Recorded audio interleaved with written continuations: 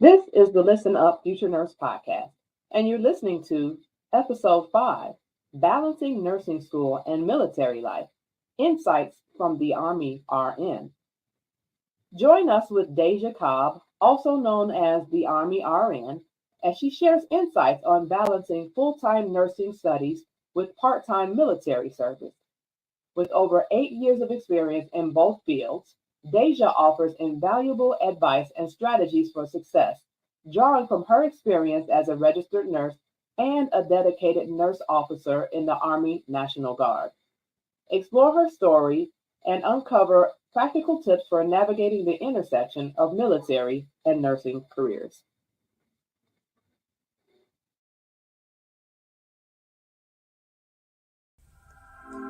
You're listening to an episode of Listen Up Future Nurse podcast. Scan the QR code if you're watching, or click the link in the podcast show notes to get your virtual remote. Make sure to tune in and subscribe on Spreaker and follow us on all your favorite podcast locations. And watch us live online on all of your favorite social media sites. No login, no problem. No matter if social media isn't your thing or you're taking a break, you can listen in right on our website. Save your data and this episode by downloading it from our website, nursinginspired.com/podcast. So if you have to take a pause, you don't lose your place where you were listening or your battery power. That'll also help our podcast rankings rise to the top. This podcast is hosted by Fallon M. Flowers.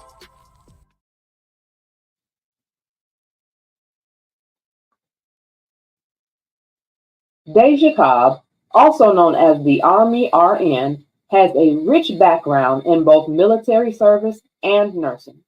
For the past 8 years, she has proudly served in the military, concurrently practicing as a registered nurse for the last 4. Her military journey began at the age of 18 when she enlisted in the Army National Guard as a 74D CBRN soldier. Fast forward 4 years, and Daijah proudly walked away from the University of Louisiana at Monroe with a bachelor's degree in nursing. Transitioning seamlessly into travel nursing 1 year later, she ascended from the rank of E5 sergeant to a commissioned National Guard. Today, Daijah balances her civilian career as a PRN Float Pool Nurse, attending drill weekends once a month as a nurse officer. At 27, she stands as a registered nurse in the civilian world and a dedicated nurse officer in the military. While military service wasn't her initial goal, it unquestionably became, as she states, my best decision. What began as a means to navigate nursing school evolved into a journey that opened countless doors. Daijah is excited to share her insights and experiences with you as you embark on your own extraordinary path.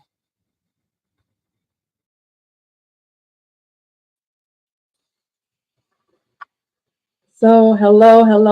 Welcome, everyone. We are live. Happy July. We are officially in summer, and happy early Independence Day. I am so beyond grateful to have with me Miss Daijah Cobb, the infamous Army RN. I have been following you on Instagram for some time, and you are doing some amazing things. I'm so glad to have you here today with me. Well, thank you for having me.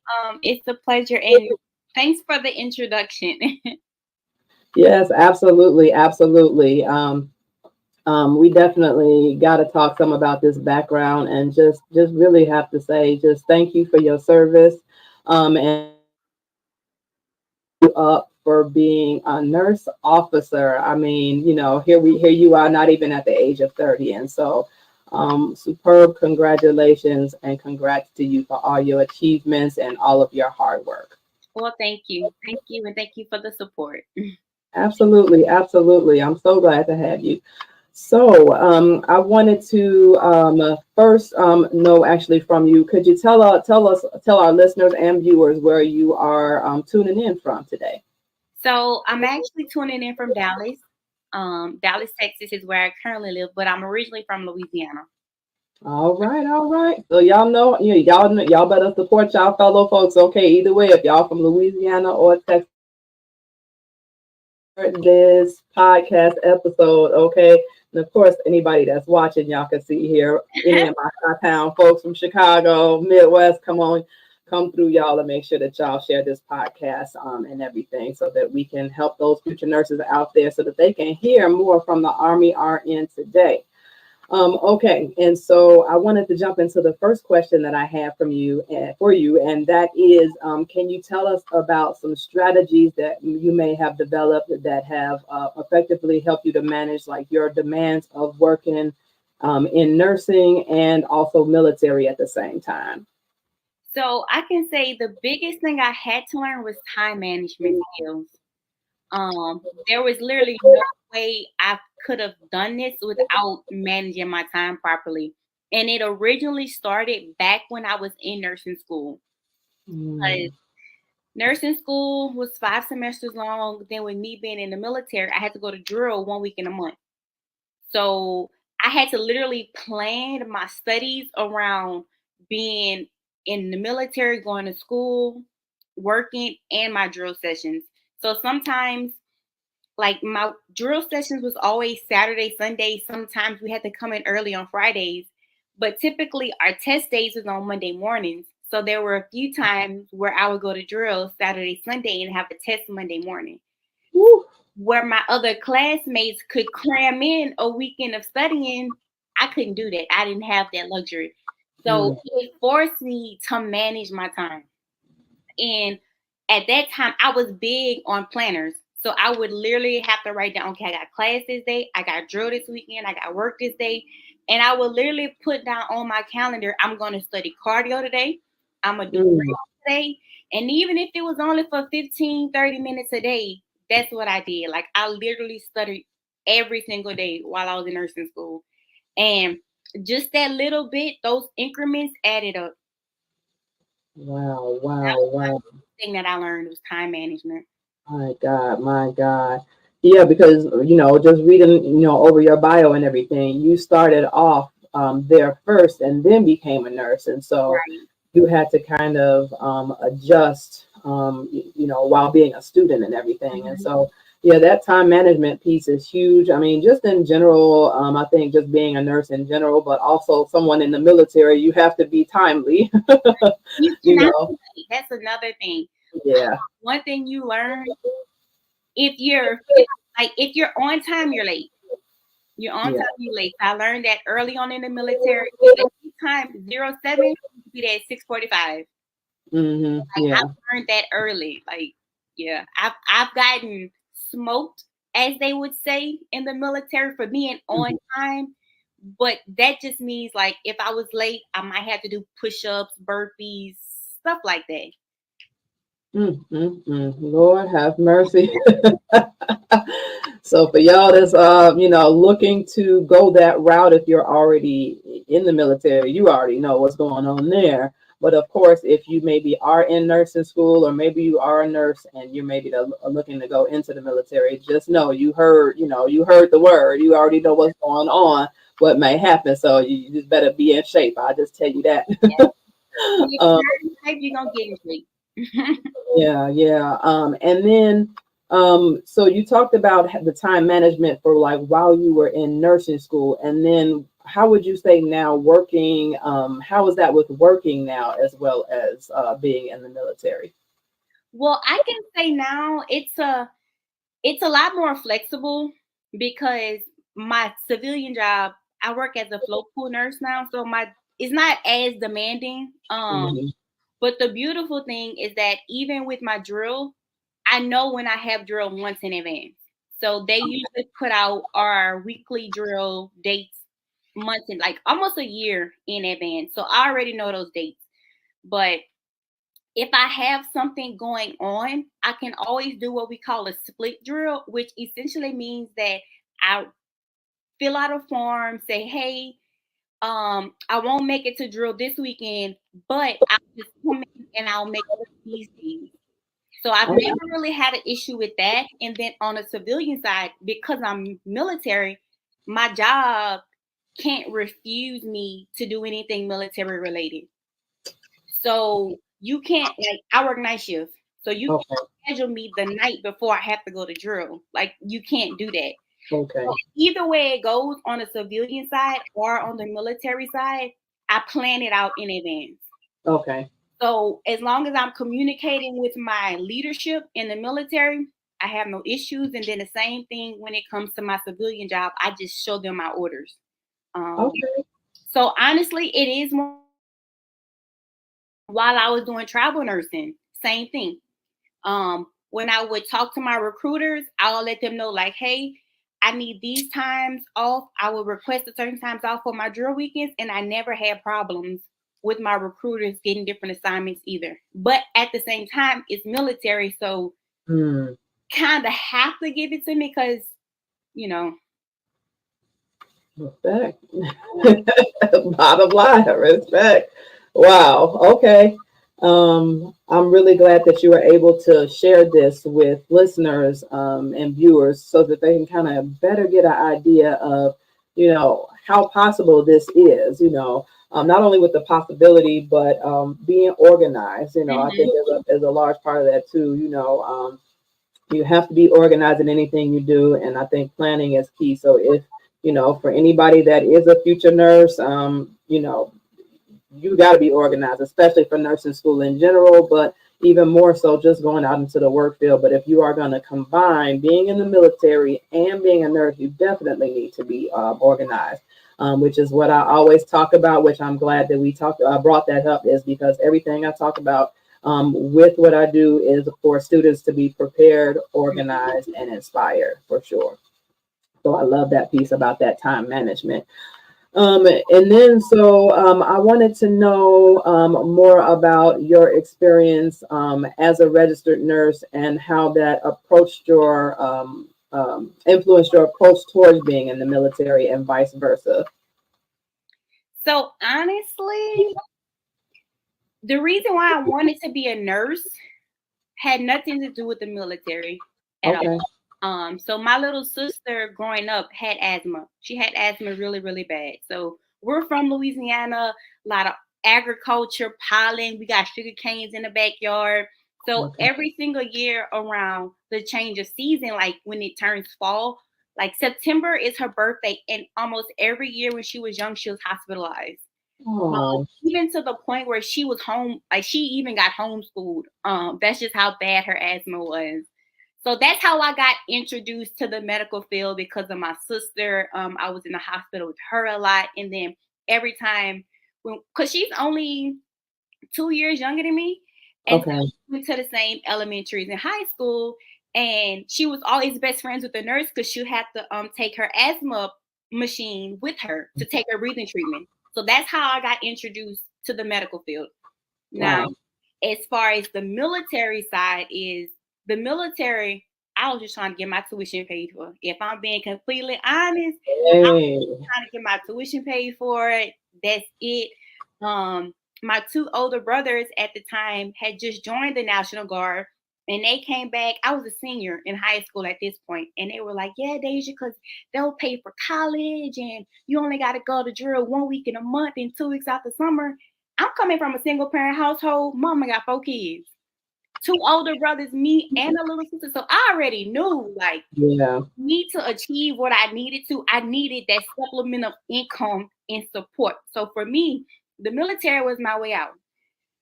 So once they brought that idea to me, it was over with. Like, I graduated May 2015. I enlisted July 2015. Like, I played no games. But I didn't leave to go to the military until, when did I leave? I left January 2016. Because like I said, I was already in high school. So I had scholarships for my first semester of college. So I went to college my first semester. I went as a freshman. And I went to basic training that following spring. So I did basic training and AIT in the spring. And then when I got back from my military training. I got back in school that following fall. And then after that, I was able to start using my tuition benefits for college. So a lot of people think like, hey, once you join the military, you got to leave the next day. That's not true. Like, I literally planned when I left for basic training. So even in all that, I was still working everything out in my favor. So, My God. And can you tell us what AIT is that you said you went into in that spring? Okay, so first you go to basic training, which is boot camp with the drill sergeants. And then AIT is your advanced individual training. And that's where you learn your military job. Okay. So that's pretty much your MOS, which is your military specialist. Like, that's just your job in the military. And that training just depends on the type of job. And for me, it was 9 weeks. So I was probably gone a total of like 4 or 5 months. For your basic training in AIT? I left it was 5 months because I left in January and I was back by May. Wow. Okay. So for the collegiate folks out there, that almost really sounds like it equates to like a semester, basically. Then. Now some jobs are longer depending on what they are, and some are shorter. So you can make it work for you. Yeah, absolutely. And what was your job then, as far as for your 4 or 5 months time? Okay, so I was a 74 Delta, which means a CBRN soldier. So chemical, biological, radiology, nuclear. So essentially, my job was if there was any type of chemical reaction or type of gas attack or biological event, my job was to know how to react in that situation. So my training included, we had certain equipments where we could test for radiation, or if somebody is infected by chemicals, how do we decontaminate them? So we got a lot of hazmat training, like with the gas mask and the oxygen tank. That's what I learned during that period. Now, I never actually had to use that experience in real life, but that's what we trained for. Wow. And how old were you doing? Were you 19 years old at the time? 18, turning 19, yeah. Oh my God. Yeah. Wow. That's some serious stuff right there. Wow, wow, wow. Well, I'm glad that you didn't have to use it, even though you know what you're doing with doing that. And so that almost makes me think, with that background, if you ever considered something like occupational health nursing, actually. No. Okay. Yeah, I always, that's just something I do. Sometimes I hear like people's backgrounds or other compassions and things, and I'm like, oh, what can you do with that in nursing? Because we got 90 something, almost over 100, specialties and stuff. So I always think of stuff like that. So you had both, you were doing both travel nursing while being in school, graduating and being in school and graduating, and then also now you're doing the float pool. So with the specialties that you were doing, were they pretty much the same that you were doing when you were doing travel nurses versus what you're doing now? Yes, I've been doing med surg the whole time. Okay. Med surg, really. Okay. Awesome. Wow. This is quite impressive background. I can really tell you, especially also the other thing is for you, what I really loved is hearing how, you went right after it. You were like, look, we got to do what we got to do. It's 4 of us. I got to do what I got to do. You went right into it for military. And then once you graduated, then you went out into travel nursing, because sometimes there's that recommendation, or maybe even sometimes people will say, look against and say, oh, you're a new grad and you're going into travel nursing, there's kind of that side eye type of thing sometimes people are doing and everything. But you went out there and you did that, and you made it work for you. And then now you're doing float pool, which I think is amazing, because I think sometimes when people like look at influencers, or they read up on articles and watch videos and stuff on nursing, everybody just thinks about working at the hospital, 312s, and they're out, And I don't think a lot of people talk much about float pool. So can you tell us a little bit about your float pool experience? So honestly and truly, I love float pool. I enjoy it because for me, it's kind of like travel nursing in a Mm, sense. So my mindset with travel nursing is even if it's the worst assignment I ever have, I'm only there for 3 months. I could do 3 months and be out. So with mhm, float pool, I'm only on this floor for a night. So even if it's the worst floor in the hospital, I'm only here for a night. Um, mm, so I like it because it keeps me on my toes. Versus mm, if I'm on the floor that I know every single night, it's easy to get into a routine, mm, get complacent. And I hate to say it like that, but sometimes you get a little catty with coworkers, mm. get clicky. But as a float pool nurse, I don't have that. Hey, how you doing? I'm here to help. Tell me what you need, and I go home. You know what I'm Right. saying? So I'm there for enough time to build a good relationship, but not enough time to like get in your business in the drama of the Mm, floor. So yeah. for me, I love it, and it keeps me on my toes because every floor is a little different. So I can't really get complacent. And Yeah. you get the rep, you're gonna get the worst patients. Hmm. Honestly, I don't even mind it because at the end of the day, I'm here to help. And you know, every hospital, every floor, you get the same patients that come in on a rotation. So if those staff nurses need a break from that patient, that's what I'm there for. And that's part of what I signed up for. So for me, I don't take it personal Hmm. because I know I'm not coming back to that floor tonight. I know that's right. You almost kind of like the respite for nurses, almost a little bit. Let me come on in here and give you a little rest and help you out a little bit. And then sometimes I get real easy nights where it's like they don't want to give me the hard patients. So it Okay. it just depends. It just depends. Wow. And comparing the two, then overall in your all of your time in nursing so far, would you say that you kind of prefer the float pool versus travel nursing? Um, honestly, I enjoy them both. I Mm. I enjoy them both. And I'm still open to travel nursing. I actually want to get out to California. Oh, That's next on my wait a to-do list. minute, To get out guys. to Wait a minute with that. I already have my license. But Okay. I am still open to travel nursing. But I was traveling for like 2 years, and I just wanted a break, be close to Mm, home. So originally, because I'm PRN Float Pool, so I okay. just wanted like a hospital to where when I come home, I could pick up shifts. But then I actually enjoyed it, and they pay really well. Mm. I'm like, you know what? I can stay here, but I'm still always open to a good travel assignment. Okay, okay, good stuff, good stuff.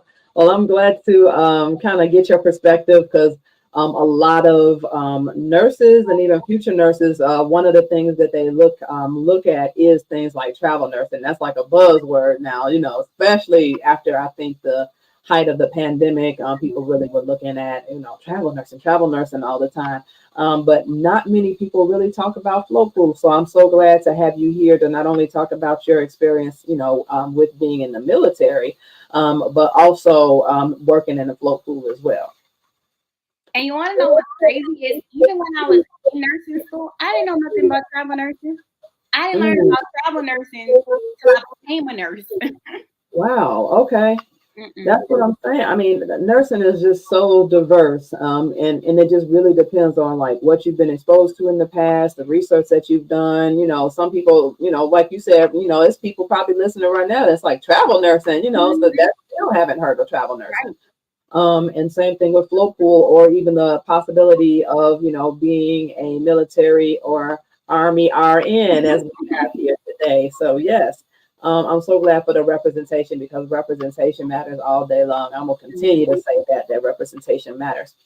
Um, I want to go to a quick commercial break and then we'll be back and we can dive a little bit more into some more of what you're doing as the Army RN. All right. All right. Attention business owners. Are you ready to tap into the fast growing market of the nursing community? Partner with us to showcase your products or services to this dedicated audience.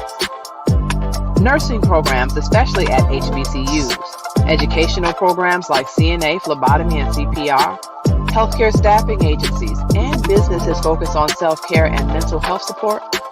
If you're a business focused on providing solutions for the nursing inspired, our platform provides a unique opportunity to especially connect with future nurses eager to invest in their education and career. You could be next for a sponsorship advertising opportunity on the Listen Up Future Nurse podcast. Contact us at info@nursinginspired.com to learn more about advertising opportunities today. Do you remember that day you were sitting in high school and one of your instructors started talking about, it's time to start preparing your mind for college, thinking about where you want to go, setting goals for the test scores that you'll need to apply, the grades that you need to get while you're here, going on college tours, and making sure you apply for scholarships? That time it may have been new to you, but after a while, this is something you've heard time and time again. Not only from your guidance counselor, but probably every teacher you've had along the way. You already know. This is what they do when they talk about college prep. But did they teach you about the career that you wanted to pursue? You know, something more, something to get your career plans set more in motion. You don't see yourself sitting in that classroom anymore. When you were sitting there daydreaming, you know what you were thinking about? You were thinking about yourself sitting at the nurse's station at your local hospital, saving lives using the art and science of what nurses do. Go ahead and schedule your one-on-one discovery call today.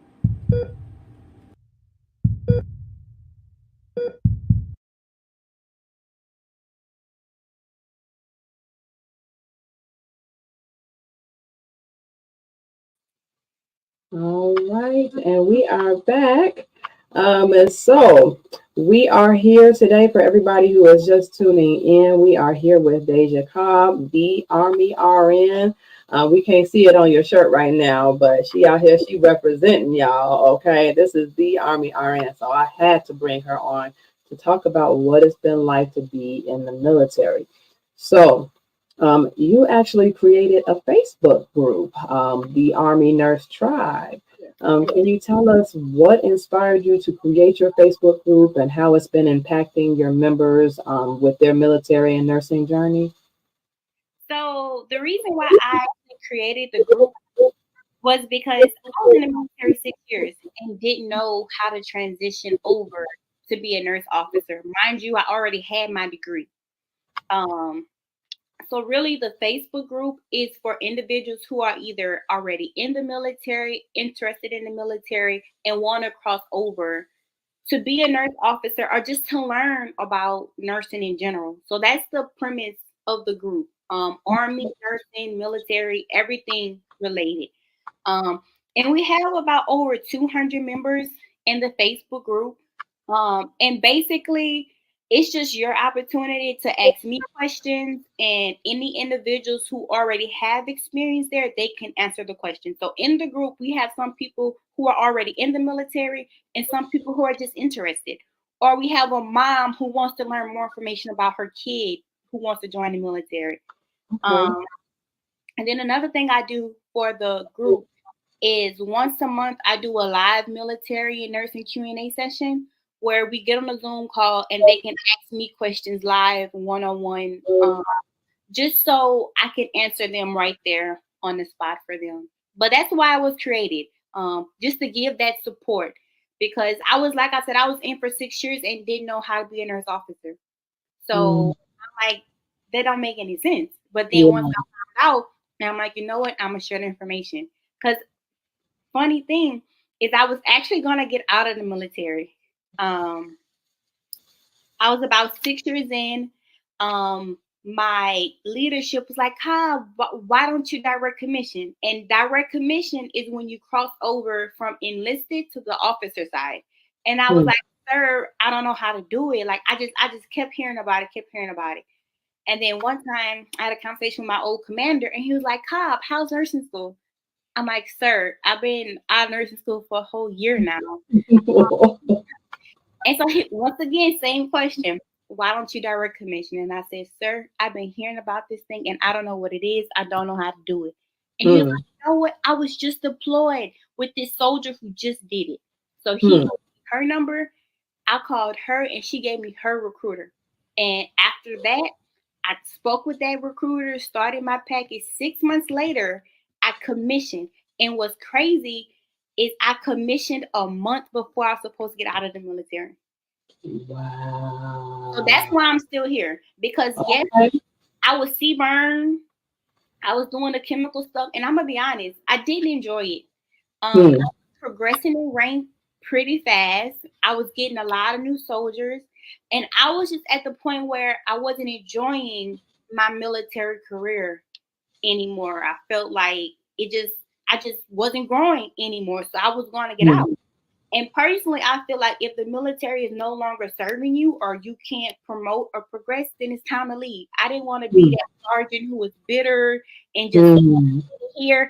I didn't want to do that. I want to get out. So my last shot was, hey, I'm going to try this commission thing. And when I got to my new unit, I was like, yeah, I could do this. I could do this. So that's why I'm still here. Wow. That's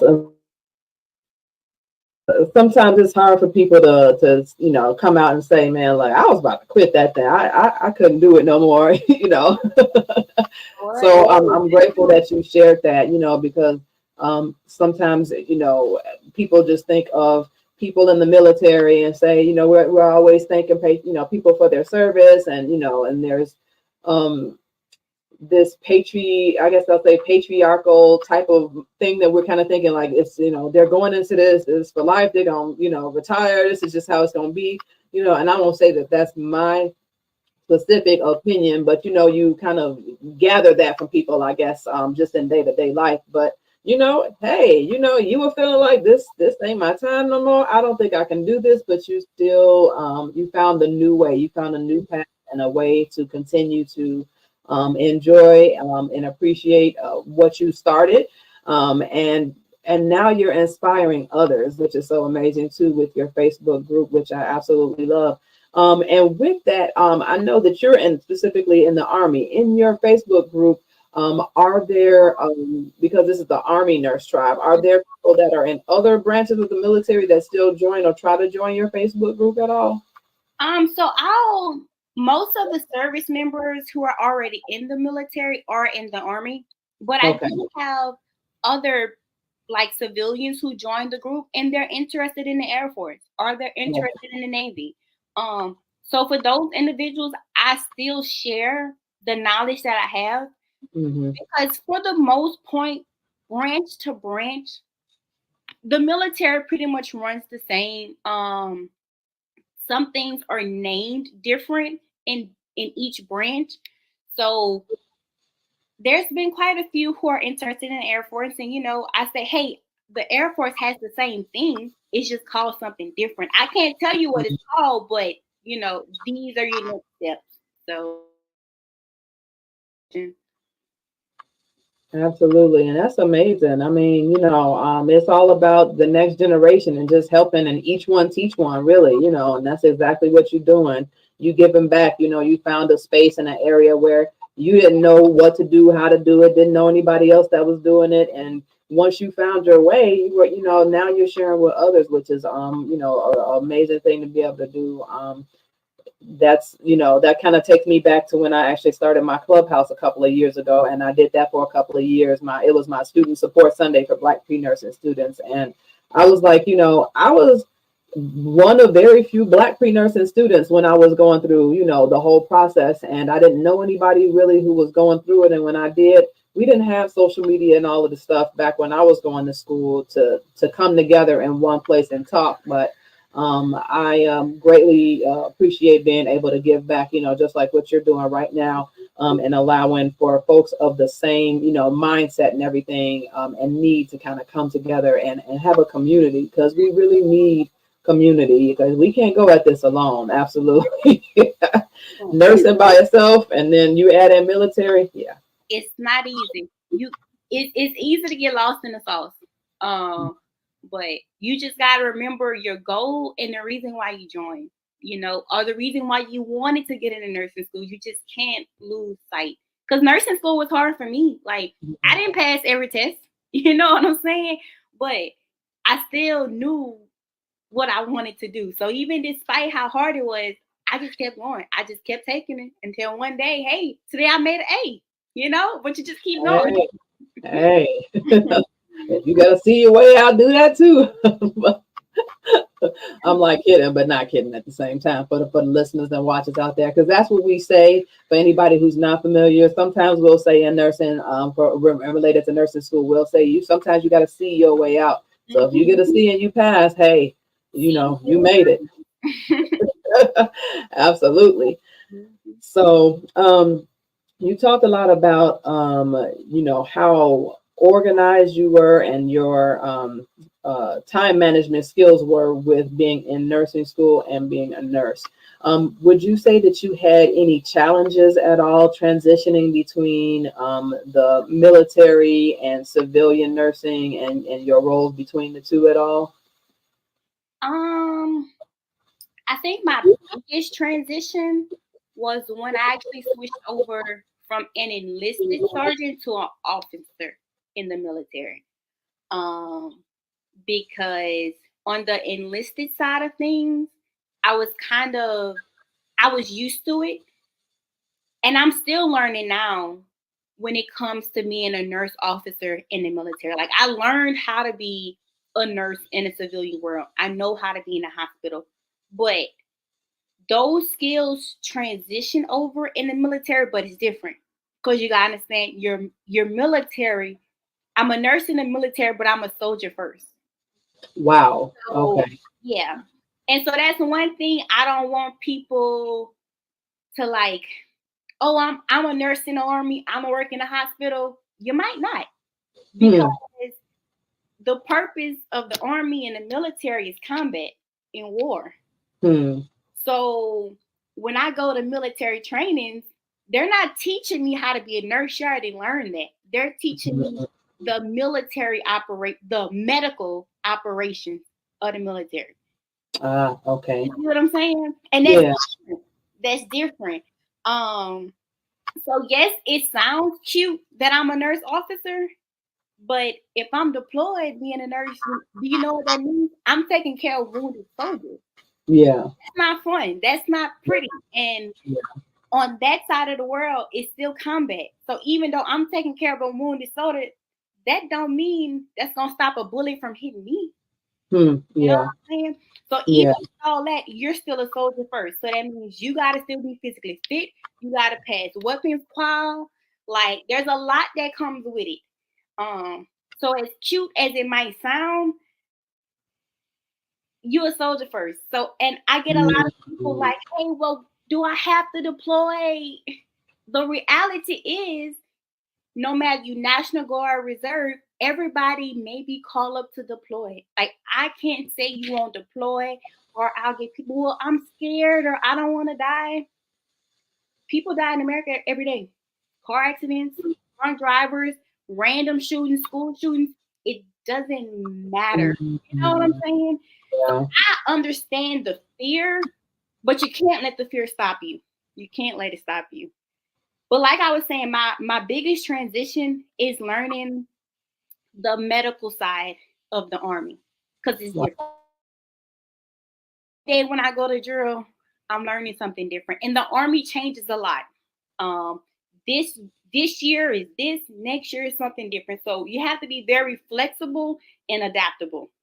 Okay. Wow.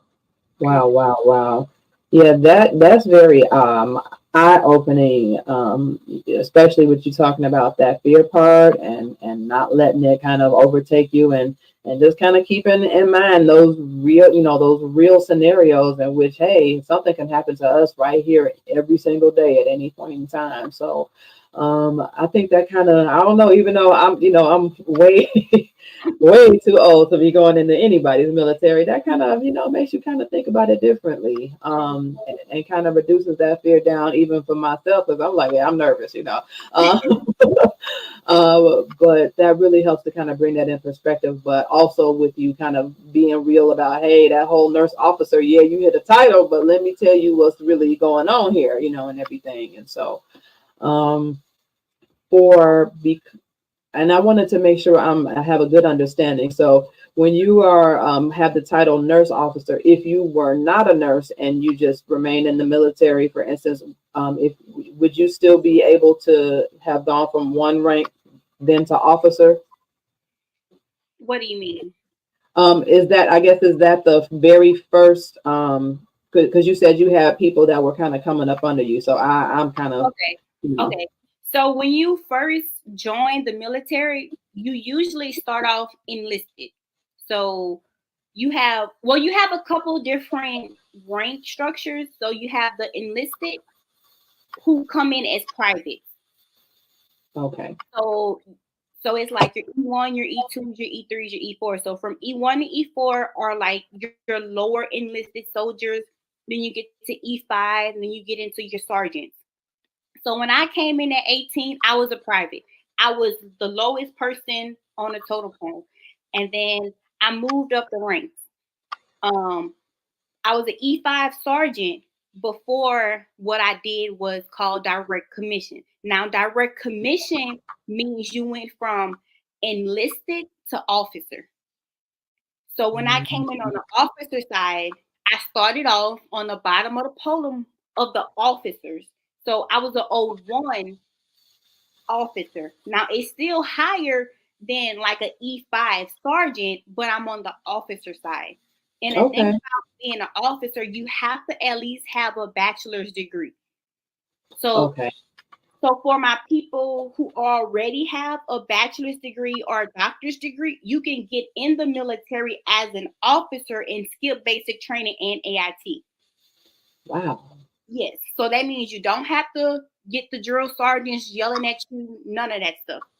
And wow, you that's still get the benefits of having your tuition paid for. So this is very common, like doctors, surgeons, dentists.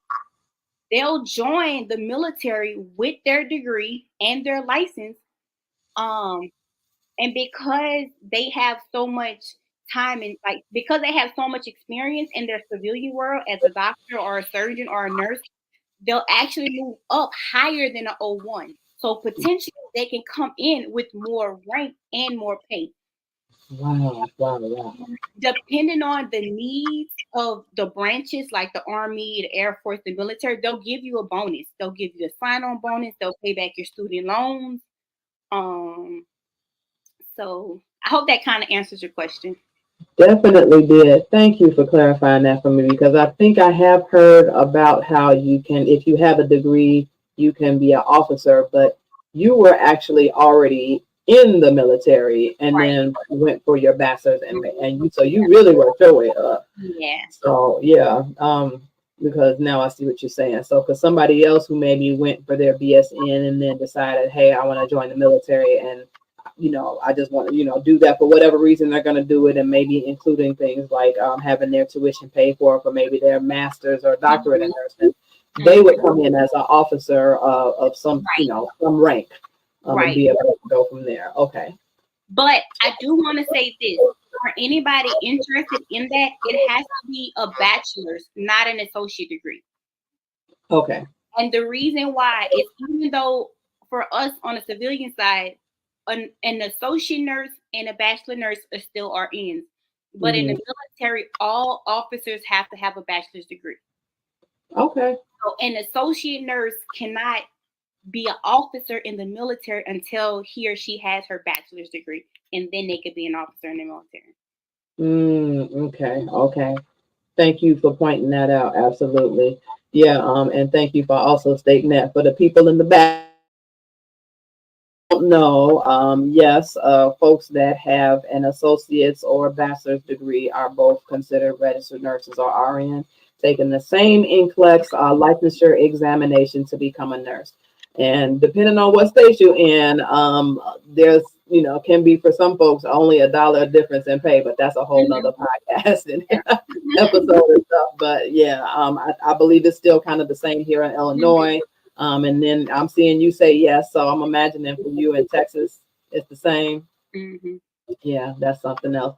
Yeah, boy, a whole extra 2 years of education, but we're not going. I'm not gonna go go on that soapbox right now. But we need to do something different. For folks taking that extra time and spending that extra money and all of that Yeah. extra sacrifice, and still only having like $1 in difference for your hourly pay. Mm-hmm. But nevertheless, I'm an associate degree nurse first, so shout out to my fellow associate degree community college nurses out there. Power to you, Miss Daijah, for being a BSN nurse. Either way, we both nurses here in the field. Right. Yeah. And then I'm gonna still shout out one more set of folks in the field, and that's the LPNs and LVNs, because they are still nurses too. So regardless, it may be LPN or LVN, it may not be registered nurse, but it's still a nurse regardless. I do want to share one thing. Oh yeah. The Army does have LPNs on the enlisted side. So people ask me, well, how can I be a nurse in the Army? And that question is like, what do you mean? Like, there's different ways you could be a nurse in the Army. Like, that simple question, depending on your goals, where you at, there's so many answers to that question. So, you know how I said I had my AIT? That's my military job, right? So the Army has a military job called 68 Charlie, and that's for LPNs. Okay. So I didn't know all this. I didn't do that much research.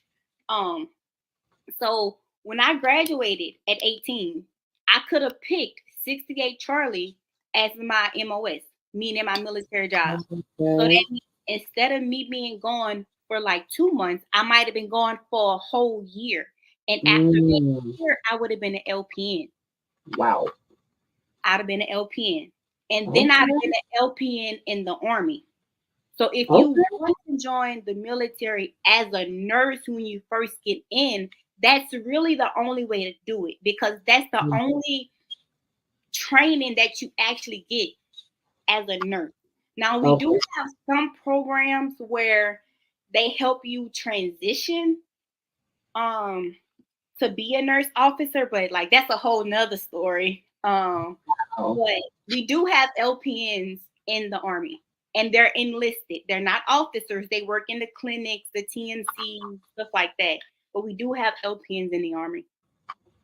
Wow, I'm glad that I gave that shout out, because y'all seen that. For those that's watching, that was considered a pill of wisdom. I mean, I've been learning a whole bunch. I don't know about y'all, but I have been learning a whole lot during this podcast episode. Wow, okay, that's really good to know. So somebody that's straight out of high school, then they can go into the military and become an LPN in the military, and then if they want, they can continue on further and get their associates or bachelor's in nursing and all of that. Yep. Okay, that's what's up. All righty. Okay, so we talked about a lot of different things when it comes to your journey and what other people can do. The last thing I guess I'll want to ask you about is, especially with you being a nurse officer. So for someone like yourself who has ascended this way, what lessons would you say that you have learned, and how would you apply that to both your civilian and your nursing life? One of the biggest lessons that I learned throughout this whole journey, I would have to say discipline, because even throughout nursing school, it was hard, but I stayed disciplined, and I just continued to do the right thing because I knew what to do. I didn't really second guess myself too much. And then as far as like on the nurse officer side of things, I'm still learning a lot. Because it's a lot. I don't know how else to say it, but just overall, I would just say discipline. Just discipline, yeah. Okay. Discipline is the biggest thing. Okay. And I love that because, you can't go about people's lives because nursing is a discipline in itself. And that's part of why we call it that. And you earn that license. That's for certain. You earn that education and that license. And even more so, you earn your status and your rank in the military, no matter what branch you choose. And you are not only responsible for your own life, but you're responsible for everybody that you are serving with and everybody that you're serving for. And so definitely discipline. I like that as your, thing that you would say that you learn the most in all of this. Um, I have one last thing that I have been asking every my podcast guests and everything, and that is something called flip the microphone. And so I wanted to know from you if you had any questions for me. Okay. My question for you is, what got you into being a coach?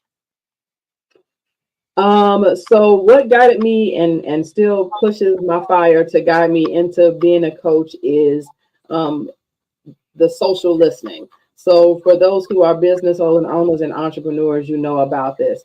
So I have come across Facebook groups, for instance. I've come across articles. I've been in clubhouse rooms and all sorts of places where I see how students talk about picking a good school and the things that people are thinking is a reason to pick a school is not the best reason. We're seeing a lot of schools that are popping up that are taking advantage of the nursing shortage, and I mean there are literally nursing schools in malls. I come to find out, like in Florida, for instance. These schools are popping up everywhere. They're mostly private schools, and they're taking people's time and money. And then they are not, fully preparing students to pass the NCLEX. And with that, these programs are closing down. So it could close down in the middle of these students being in the program, or it can close down after. So when they need their transcripts and their diploma, they can't apply for the NCLEX, they can't apply for jobs, and it's horribly heartbreaking to see the next generation be so eager to, join into our field, but then there's all these things that are going on that they have no idea what's going on. A lot of times I'll say you don't know what you don't know. Oh, mhm. Yeah. So for that, I always try to make sure as much as I can to make sure to steer and help people with their nursing school selection strategy and just how to pick a nursing school, but also how to pay for it. Because the other heartbreaking thing is that I see a lot of people so excited and they're like, "Oh, I got into so and so nursing program, but it costs $95,000. It costs $186,000, and they have no plan of how to pay for it or how to do that while they're working and all of these things. And I've even seen where some students or they're in their last year of their nursing program and they have to sit out of their nursing program because they have no way to pay for the school. Mm, And so, so with that, I'm like, no, with me being a nurse practitioner, my mind is always about going to the front of the line and kind of being more on the preventive end of things. And so, for me being a coach, I think that's the way that I can find to be more preventative or more proactive in what's going on out there so that we can make sure that we not only recruit more nurses into the field, but we retain them. mhm, mhm. So yeah, so that's my piece and I'm sticking to it. I really like that. Yeah. And you know what's crazy is that as a new grad nurse, you don't even think about all of that. You just Hmm. know, hey, this is a program. I like it. It look good, and it's presenting well on the internet. You don't know to verify is it accredited, how to look up their NCLEX pass rate. You don't know to look up that stuff. So yeah. Yeah, yeah. We gotta tell it, and so I love the proactivity piece. So I try, if I can try to reach more high school students or more people that are kind of in their earlier part of their career, somewhere between 14 to 24, just because they likely have not used up all their financial aid yet and took all these classes that they didn't need and all of that type of stuff. And so it's like, hey, let's try to capitalize and try to use as much of the free available funds that are available to kind of help you in your journey to pay for this and everything. I love that. I love that. Mm. Um, and like even with me, so when I joined the military, our state, so I'm in the National Guard, so it's state dependent. So for Mm. us in the Louisiana National Guard, our tuition was exempt. So like when I looked at my bill, like my tuition was basically waived, but I still had like fees and other stuff like that. But I was still getting financial aid. So Mm. yes, yes, ma'am. Mm. So a few times I was getting refunds back, and then when I moved to like the apartments on campus, that cost a little more, so I had to pay for that. But if there's a will, there's a way. And one thing that the military also did was that every single semester I had to like tell them what classes I was taking, and I had to maintain a certain GPA for the credit hours that I had. So knowing that, and I only had a certain amount, like my military benefits don't last forever. Like I can Mm. only use it for X amount of time. So Okay. that I could not play around. I could not play around because, like I said, I came from a single parent household. Mama got 4 kids, so I couldn't afford to play around with it. Whereas Mm. job, y'all partied every weekend. I didn't have that luxury. I did not have that luxury. So, as hard as it may seem, that like I had a lot of stuff going on in college, but it was a blessing because it kept me focused. I finished in 4 years. I took a semester off and still finished in 4 years. I That's got good. classmates who started with me, graduated a semester or 2 semesters behind me. I Hmm. didn't fail a class. I might have failed the first test, but I Oh, never failed the class. So at the time, I didn't realize how hard it was because I physically didn't have no other option. Like I hmm. couldn't fail. I couldn't afford to fail. You know what I'm saying? Yeah. Yeah. So on the outside looking in, you are applauding me for my accomplishments and my achievements. But can I be honest with you? That was God. Like, I'm not gonna even hold you. That was God. Like, He took the wheel. Like, He completely took the wheel for me. From semester 1 to 3, I'm seeing it out. I'm getting C's all the way through. But Hmm. I just never stopped studying. And then finally got to semester 4. First test of the year, I made a 92.8. I was like, Yeah. it's finally making sense. It just took that long for all the dots to connect. So I want to Mhm. say this to all my future nurses: do not get discouraged. It may seem like I'm studying so hard and it's not working. Keep studying. It just hasn't clicked yet. And when it clicked, I was like, that wasn't even that hard. But yeah, but a semester ago, I wanted to jump up. I was stressed. I was, Right. but you just gotta keep going because you never know when it's gonna click. And when it click, it's you you got it. So Wow. I just want to say that to my future nurses. Keep going. Yeah. Don't stop. Even when it's hard, just keep going. Oh my God. Amazing, amazing, amazing. Yes. That I think that definitely seals the deal. So I love that encouragement. Thank you so much for this, this interview today. This has been incredible.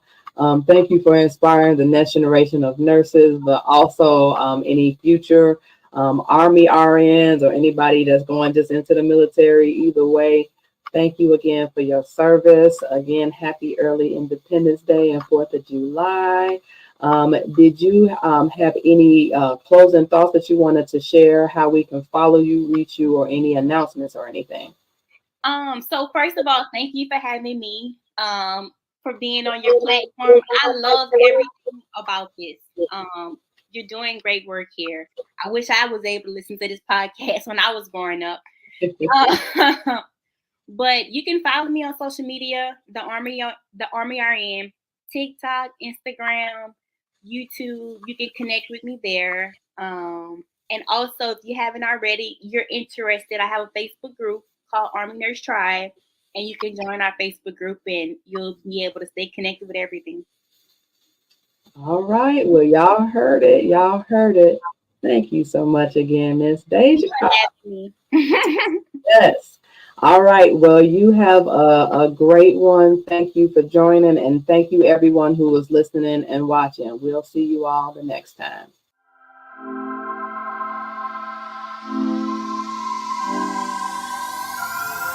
Do you have ideas about who would be a great guest on this show, or perhaps you have a topic that you want discussed? Let us know. Send me an email at info@nursinginspired.com or text at 773-609-0649.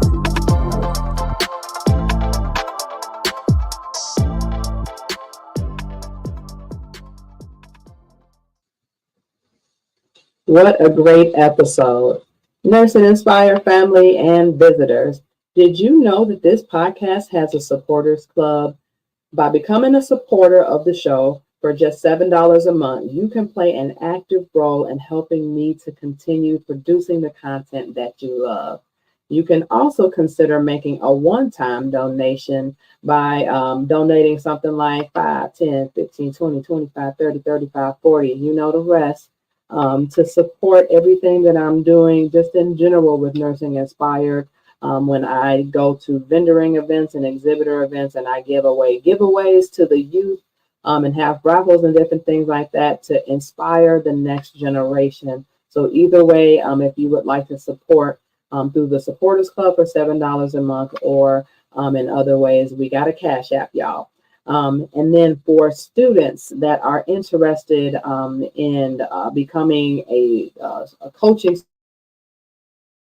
downloadables on my online school, or taking any of the courses, I can give you a 10% discount code when you sign up for your discovery call, or if you text NURSE to, and that's capital NURSE, text to 773-609-0649. Thanks so much for watching, and it's a wrap.